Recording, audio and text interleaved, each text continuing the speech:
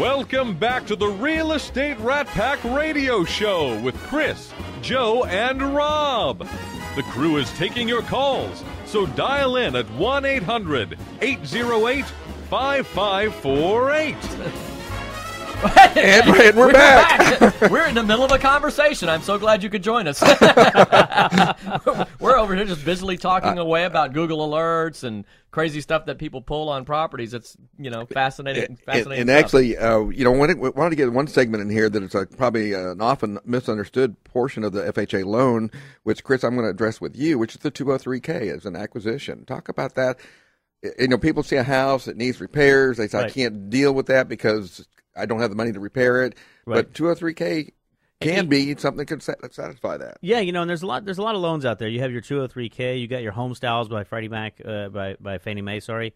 Freddie Mac has all his own product right there. But one of the things that 203K is an FHA 203K is actually divided into two different types of loans. You have a 203KS, which is a streamlined version, and you have the full 203K. And so, a lot of times there's a lot of properties out there right now who need repairs, right? They either don't have appliances, for example. They need minor repairs. They need enhancements. They just need general improvements. It's a dated property. It might be that its bones are absolutely fine, but it just needs some help on it right there. So there are ways to purchase properties out there and get the money that's required at the time of closing in an escrow to be able to make those repairs. Now, the 203K is a very good product. It's an FHA loan. It's to the FHA loan limits, which have now gone up this year. So, for all those who are listening, the new FHA loan limits for Harris County, Montgomery County, Fort Bend County are $295,550. That's amazing. Now, what's amazing about this is even better, right? If you think about it, we had $271,050 was the loan amount last year, probably for the prior 3 years. And all of a sudden this year, it's gone up to $295,550. And the way FHA establishes it is by looking at the average medium sales prices and its percentage of that, which means that we're actually seeing some appreciations in homes in the area, which we all know about right now. Substantial depreciation, actually. Substantial. So, to go up to $295,550 is a huge – you got to realize you're almost at $300,000 on an FHA. For an FHA loan. And remember, FHA loans are still the best loans, in my opinion, for lowest down payment and lowest credit scores out there. Address that real quickly. What's required down payment? So a traditional FHA loan is 3.5% down. You can put more if you want to. It has upfront MIP, which is mortgage insurance. It also allows you to go credit scores all the way down to a 620, in some cases 600. I'm not going to announce the 580 program because they're the hardest ones in the world to do. But I haven't seen anybody do one. I've never seen. Exactly. If you could actually qualify for the 580 loan, you wouldn't have a 580. You'd have like a 750 if that was the case. I love those cash 22s. Yeah, exactly. But think about it now. 295,550. So a 203K loan, what it does is what is that? So that is a rehab loan under FHA. So number one, it's meant for your primary residency only. Whereas home styles you can do as an investment property also if you wanted to. So home styles? Home styles for Fannie Mae. Okay. Gotcha. So your 203, and you've got two different types, as I mentioned. You got your 203K-S and your 203K. The full 203K allows you to exceed the $35,000 in repair costs, okay? It also allows you to make repairs such as foundation, whereas the 203K-S, which is what they call a streamlined version, does not allow you to make repairs to foundation, as an example, any major structural repairs. So, as Gary was saying, just like in reverse mortgage, everything on the 203 program is a great program. The 203K program is a great program, but the type of loan you're going to end up doing is really dependent upon the property, what you're looking at achieving, what those repairs need to be. And you also have to be very cognizant there is a cost going into it. It's not the fact I'm going to go in and do a loan and it's pretty cheap. I do a normal inspection and then I let the bank know how much money I want and then I get that money out. No, it's not that easy, unfortunately. Number one is you do have to have an FHA, a HUD consultant, go through and do a feasibility analysis and walk you, and they are there with that process when you're doing those repairs. That's an upfront cost to the buyer also that is not generally cheap. And generally, what would that? I tell everybody it's going to range anywhere between $800 to $1,500. A lot of times they base it upon the square footage of the property. Okay, so I've seen an FHA consultant go up to $2,000, and it's an upfront cost that a buyer has to put forward. The other thing is you have to realize is it's not as simple as just going through and underwriting the product. it's a little bit longer process, okay? Instead of going through and closing a loan in 2 weeks, that's probably a loan that's going to take you about 45 days, even up to 60 days sometimes, because you have to make sure that you have the correct consultant involved with it, that you have the correct feasibility analysis for it, that you have the correct contract written up correctly, that you have an appraised value that appraises the right way to be able to maintain those repairs, because the appraisal has a lot to do with it. FHA doesn't want to lend you on a property in which you're doing, I'm using this as an example, $35,000 in repairs, and yet you're only going to have an appreciation of $10,000 on it. Now, when they do a loan, they're going to do an appraisal on it. That is correct. Can the appraisal amount be less than what the loan amount's going to be? No. So the way an appraisal works actually on the property is, let's use rounded numbers. Let's use $100,000 as an example right there. Let's say you find a home that is currently selling and on an as-is condition. As-is meaning that it needs repairs. So, and you've acquired that for $100,000. And let's say you've looked at that property and you know it's going to need $25,000 in repair. Okay, that home would have to appraise for the minimum requirement of $125,000 after improved value, and then you would do your FHA calculations based off of that, your 3.5% down, et cetera, right? Because you still have to have the minimum investment into the property. But that's one of the things. Now, if you under that same scenario, it's $100,000 as is purchase price, it needs $25,000 in repairs, and it's only going to appraise at $100,000, then number one, you bought it too high.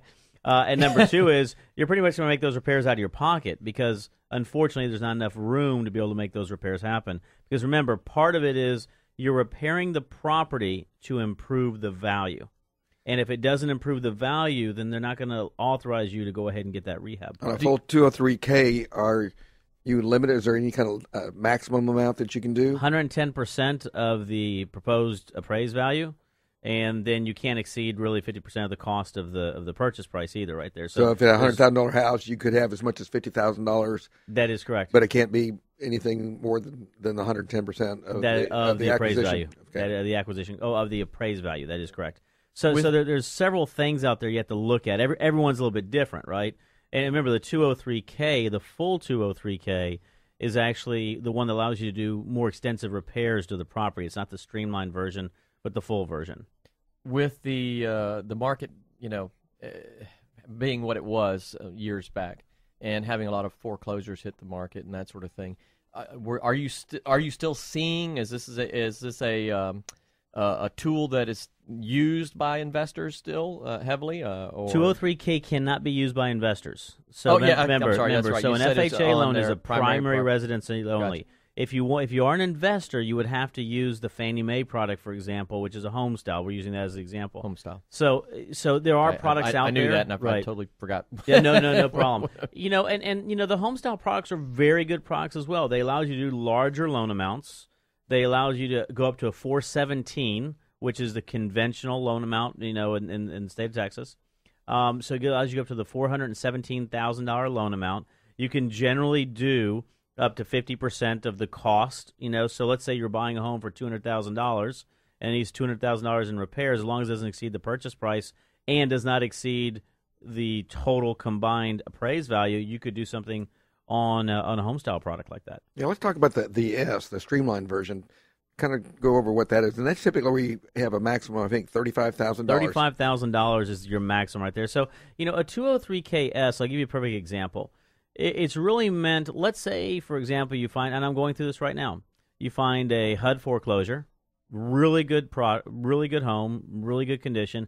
However, the home doesn't have any appliances, has zero appliances, doesn't even have a sink. Needs paint and carpet. Exactly. Needs carpet. Paint is pretty good, and then has a little bit of wood rot on the outside. Okay, probably has about, in this case, the example I'm telling you, another $100,000 home probably needs about $10,000 worth of repairs. However, the home, as is today, still stands in a value of $125,000. Okay, that's as is. That's even without repairs. So that's a perfect example of a 203KS. You're not going to exceed $35,000. Your repairs are a minimum of $5,000. Okay, and it's a streamlined version of it, so you're not having to go through all the paperwork with the full amount. You can do it. You can actually limit some of the I don't want to use paperwork, but you can limit some of the requirements associated with having to go through. Is the time frame shorter on those? Still same time frame. You still have to have someone come out and assess it, though. That is correct. correct? You still do an assessment. And it's out of pocket analysis. expense. That is correct. You still have to do that. But what is really interesting, though, is they do happen a little bit faster. They are a little bit easier. And because the repairs are smaller, it's actually a little bit easier to manage that process. Now, the homeowner doesn't get a check. No, that is correct. The homeowners never get a check on any one of the programs. And so they one pay of the their things contractor always directly. That is correct. Your contractors have to be vetted. You have to be able to use a GC, and you have to be able to know that money gets managed through a third party. Generally speaking, either the title company or the mortgage company who's managing that process. And typically, the contractor working on will get paid right at funding, or is there going to be another inspection? No, what's going to happen is, generally speaking, is the contractor is going to be paid upon whatever the set schedule is for repairs, and there will be an inspection associated that the repairs have been done correctly. Because last thing FHA or anybody wants is to be able to hand a check out to somebody and say, here's your $10,000, and then the work not be done. So you have to have some accountability back and forth. We got 2 minutes left. Can you believe this? Gary, what would you like everyone to take away from today? I would like to let anybody know that if they want to be updated on the progress of the reverse mortgage for purchase program and receive updates as we move towards the implementation and availability of that, they may email me at G as in Gary, WOOD as in dog, at prolendingmortgage.com. And then anybody can also call me with questions at 281-542-0562. If you'll shoot me your email address, I can keep you updated as we move forward. And we brought Gary on because he is the expert on this. And, expert I in learned reverse some new stuff mortgages. today. Absolutely. I'm very excited about this new program. Well, and just to add, as we're shamelessly plugging Gary Right. here, I have no shame. Don't stop. yeah. I've known Gary for a number of years now, and not just expert, but just a phenomenal character, good quality individual, which is indicative of the folks we have on the Rat Pack. I would absolutely agree. And Mr. Kelso? I would tell everybody is remember one thing, like Danny was saying, is there are a lot of changes going on in the mortgage industry right now. A lot of change in regards to qualified mortgage. Don't let anybody sway you from not trying for it. The worst case scenario, understand where you stand today. I mean, one of the things I was telling Joe, 7 leads went your way this week. Individuals who were interested in buying a home but needed a little bit of work on their credit. Told them to go over to you, do a free credit assessment. Get started right now. Get through that process. The best time to buy is when it's best for you, but you have to go through and you have to get the process started at one point. Get the ball rolling. That is correct. So that's one of the big things I always say. Look us out on the realestateratpack.com or look us up on Facebook. A lot of fun, a lot of good information out there. Until next week, we will talk to you soon. We're out! And you've been listening to the Real Estate Rat Pack.